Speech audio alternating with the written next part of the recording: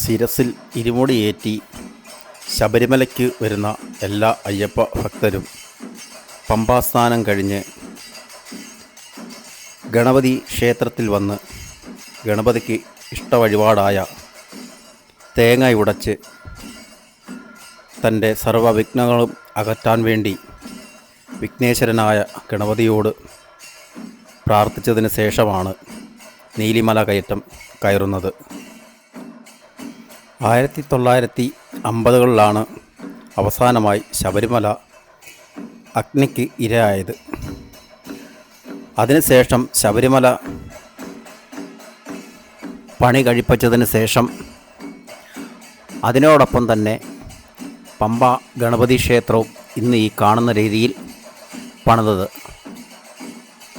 ഗണപതി ഭഗവാനോടൊപ്പം ശിവൻ, പാർവതി, ശ്രീരാമൻ, ഹനുമാൻ, നാഗദൈവങ്ങൾ എന്നിവ ദേവഗണങ്ങളെയും അവിടെ പ്രതിഷ്ഠിച്ചു.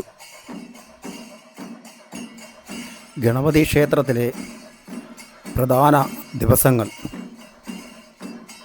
വിനായക ചതുർത്ഥി, ചിങ്ങമാസം 1 നടക്കുന്ന ത്രിപേതര രക്ഷാ അർച്ചന, മണ്ഡലകാല നട തുറന്ന് അടയ്ക്കുന്ന ആ ദിവസം വരെ വിശേഷാൽ പൂജകളും ഹോമങ്ങളും എല്ലാം ഉണ്ട്. പമ്പയിലെ ഗണപതി ക്ഷേത്രം വർഷത്തിലെ 365 ദിവസവും നട തുറക്കുന്നതാണ്. രാവിലെ 5:30 നട തുറന്നാൽ 10:30 നടയടയ്ക്കും.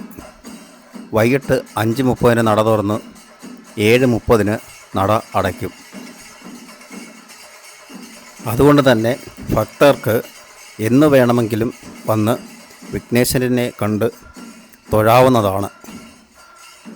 ഇനി എൻ്റെ പേഴ്സണലി ഉള്ളൊരു കാര്യം ഞാൻ പറയുകയാണ്. ഞാൻ പമ്പയ്ക്ക് ശബരിമല നട തുറക്കാത്ത ദിവസങ്ങളിൽ വന്നിട്ടുണ്ട്. അല്ലാത്ത ദിവസങ്ങളിൽ വരുന്നത് വളരെ ഡേഞ്ചറാണ്.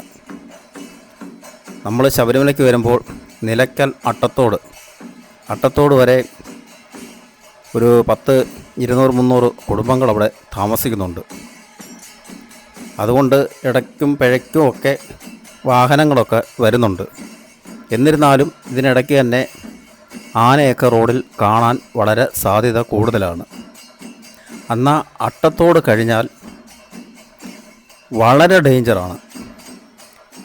പമ്പ വരെ എത്തുന്നതിന് മുമ്പായിട്ട് തന്നെ ആനയെല്ലാം റോഡിൽ കാണും.